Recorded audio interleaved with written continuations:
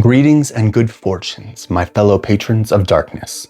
James Golden here, storyteller, author, lore keeper, and it is my distinct pleasure to once again sit with you this evening. I hope your holiday season was filled with mortal joys and cheer. For remember, not all of our denizens of darkness are so lucky. As the new year rolls forth, so too does this channel, and tonight's topic are the terribly tragic Tammuz. Gather yourselves, get comfortable, because you know what time it is. This is Blacklist Redacted. Let's get into it.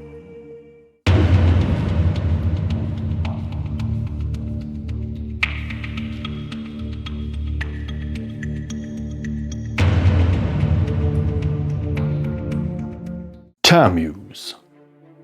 Golems. Humor. Melancholic. Introspective. Irritable. Element. Earth. Life. Humanity. Foundation.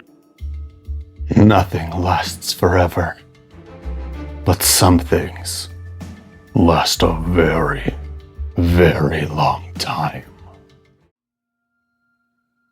There are many forms of slavery in this world, but none are quite so mysterious as the slavery of the soul. For the Tammuz, also known as the Golems, a soul represents a life beyond material existence, a chance to become more than the material clay that they were molded from. The Golems know that they do not have a soul and thus know that they are not truly free. This is but one of the many forms of slavery that the Tammuz endure. They are bound to a physical existence, absent choice and the promise of salvation or some external dimension where they can achieve rest and reincarnation. Those are luxuries of the free, of the precious mortals who possess true and wondrous souls, not the created, not without gaining mortality and not without earning a soul. Most people you talk to will have some sort of opinion about what happens to a human being when they die. Does the soul go to heaven or its religious equivalent, or does it take its turn on the great wheel of reincarnation? Perhaps the frequency that we think of as the soul joins the universe, bursting into a cycle of matter and energy. None of that matters to the Tammuz. They are soulless, with no afterlife to hope for and no second chance at life. They are abominations of the natural laws, a perversion of nature, and for them, disquiet is proof of this. Notions of freedom and slavery swim through the swampy melancholy of the Golem's mind. And how could they not? The first Tammuz was created to be a slave, and many of the lineage has been forced to serve throughout history, enslaved and controlled to the whims of another, made to sleep and wake at the whims of a master. Perhaps it is their earthen nature that makes one believe they have a right to such ownership.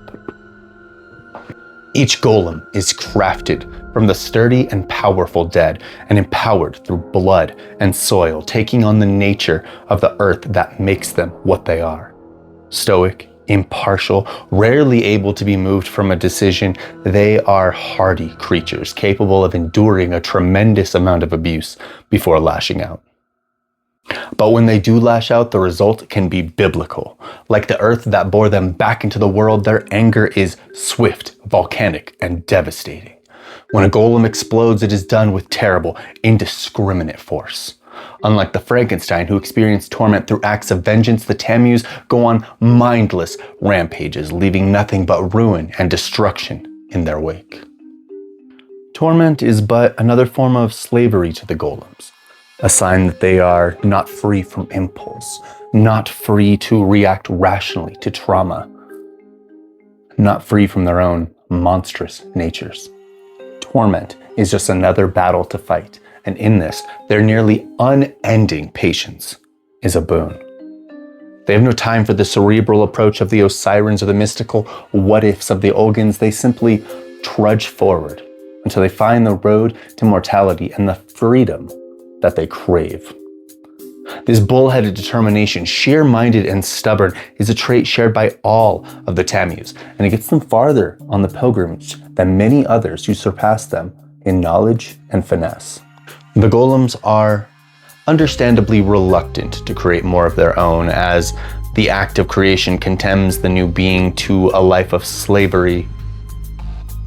But they must, if they wish to be free themselves of the Promethean state, to become more. The irony of this is not lost on any of them. Which is why when a Tammuz does create another of their kind, they often take great pains to explain to the new created what they are, why they are, and what they must become, who they must become in order to be free of this state. After all, what kind of monster would condemn another to a life of slavery without an explanation? La la la la la la.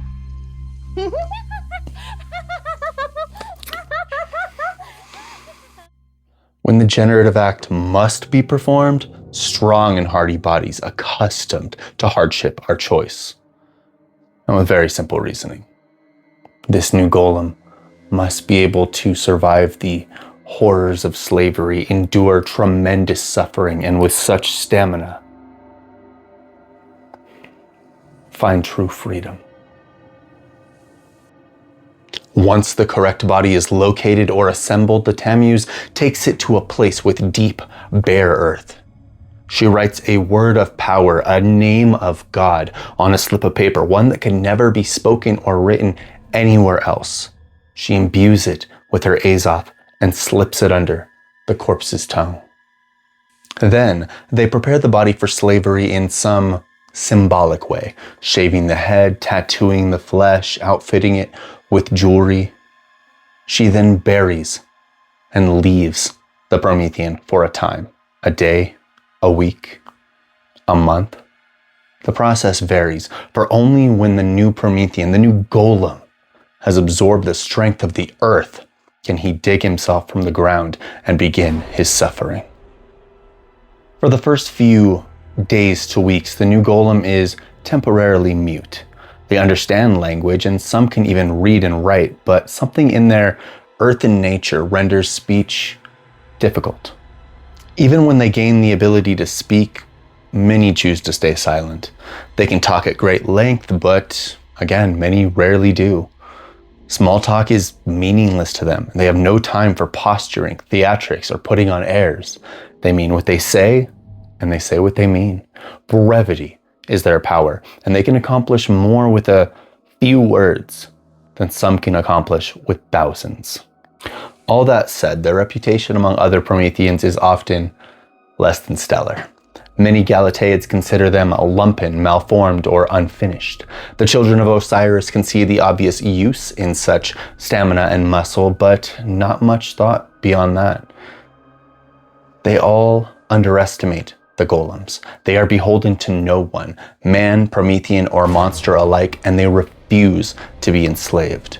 They are an old lineage, far from incomplete, and they always finish what they start. Born again from blood and earth, the Tammuz are a mysterious, hardy bunch.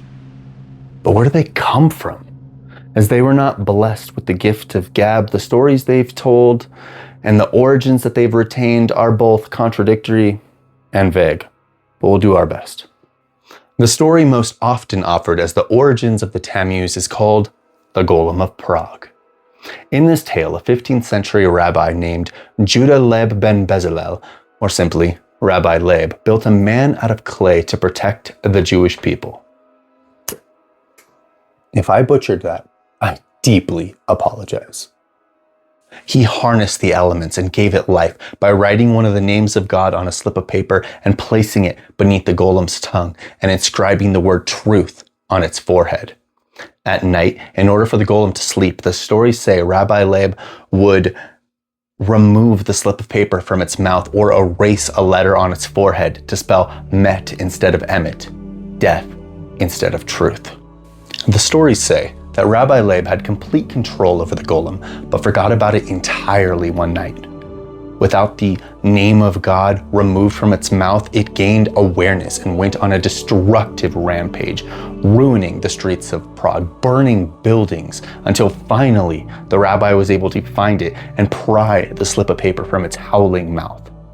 returned to its inert, statuesque state, they buried it beneath the synagogue and ordered the stairs leading to that basement destroyed. But stories persist, and legends say that every 30 or so years, the Golem of Prague rises to walk the streets again. Folklore scholars and the Tammuz themselves suspect that Rabbi Leib was not the first to own a golem, nor was he the one to make the magical protector. Rather, the rabbis gained sacred knowledge of the Promethean lineage, and one in particular, who many speculate to be the biblical prophet Daniel, crafted the incantation to bind the Tammuz in dreamless, mindless servitude. Why Daniel did this, no one really knows.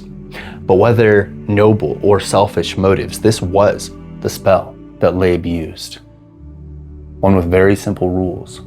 Fail to remember to put the golem to sleep, and the Tammuz would be free. Some modern Tammuz believe that this spell only worked on golems who had succumbed to torment, while others believe that this spell only worked on Pandorans, and that the legendary Golem of Prague was just that, a Pandoran whose dormant form was that of a statue.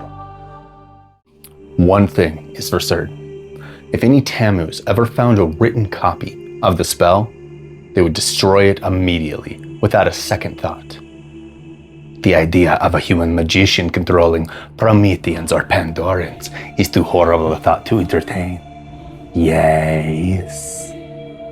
But where does the name Tammuz come from? Does this tale go deeper? It does, in fact, all the way back to Babylon, where Daniel lived and learned. Tammuz was the Babylonian god of agriculture. In his lore, he died and was returned from the underworld, remade by Ishtar, the goddess of magic and fate. Some golems claim that this resurrection was the source of their lineage, that the first Tammuz was the progenitor of the line and might actually share common ancestry with the Osirians. Others say that Tammuz was a farmer of prodigious strength who died young. Ishtar, who wished to create for herself a powerful servant to do her bidding, procured the farmer's body. Using the same generative ritual performed by the golems today, Ishtar remade Tammuz as a slave. There are many versions of what happened next. Some say Tammuz faithfully did Ishtar's bidding until one day, tired of her creature, she set him free.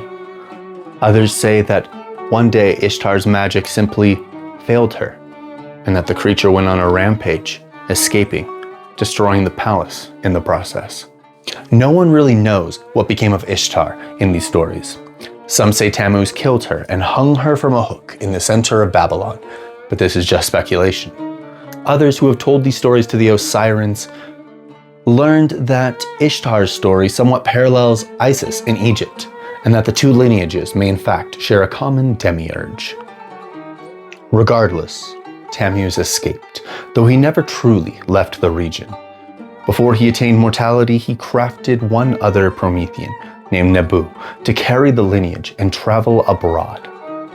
No matter their origin or ties to other lineages, all golems carry the same wishes for freedom, the same stoicism and stamina, and for all intents and purposes, the same earthen traits. Golems are often tall, burly individuals.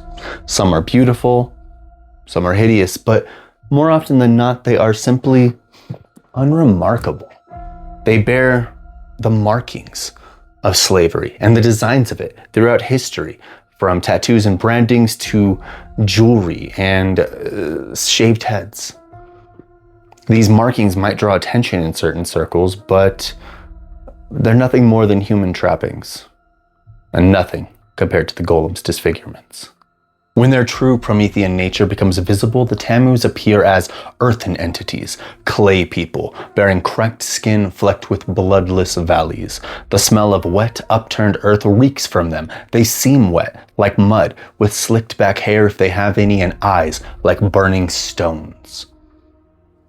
The sigils and markings on their body surge and crackle with elemental electricity, illuminating single words written Babylonian cuneiform, Hebrew, or even Enochian, the language of fallen angels. On the pilgrimage, there are many refinements that interest the golems, but two they generally excel at. For obvious reasons, the Tammuz are among the most accomplished practitioners of Ferrum, the refinement of iron. It mirrors their physicality, preparing them for tremendous hardship. Many often practice the refinement of tin, stanum, with the aim to harness their righteous anger into something productive. Not many Tammuz practice cuprum, the refinement of self, and even fewer practice santamani, the refinement of flux. Freedom to the golems is not the same thing as hiding, and santamani's emphasis on control over Pandorans feels a little bit too much like slavery. When it comes to character creation, physical attributes are almost always primary for the golems, same with physical skills. In a group, the Tammuz often have the highest strength and stamina scores, decent willpower, and the merit strong back to better carry the burdens of the throng. The most common virtues for the Tammuz are fortitude and temperance. Fortitude represents the patience of the golems, the long-suffering, silent guardian who bears the weight of the world without complaint. Temperance reflects their earthen nature, slow to act but deliberate, valuing control over impulsivity. Common vices among the golems are wrath and greed. Wrath represents the breaking point of the golems, the volcanic anger lurking deep beneath the surface. It is the fury of the earth breaking open. Greed reflects the earthen nature of sensation and experience, things that the golems are prone to fascination with. For those who believe patience is overrated, greed can be a fitting vice. The mythical golems walk through Saturnine night, undeterred and inevitable. Of all the lineages, they possess the steadfast nature needed to see the alchemical operation through and put an end to the slavery of their souls. They are the children of biblical legend and ancient truth, and they will not be denied. And thus we reach the end of this well-trod road, earth beneath our feet, dirt beneath our nails, but we are more worldly for the journey, are we not? Join me next time as we explore something a little more intangible, ephemeral, otherworldly, the Ulgans. In the meantime, cherish your freedom, hold tight to your humanity, and try to pretend we don't both know the truth of this world. Bright may be the day, but sanguine is the night. I love you. Good night.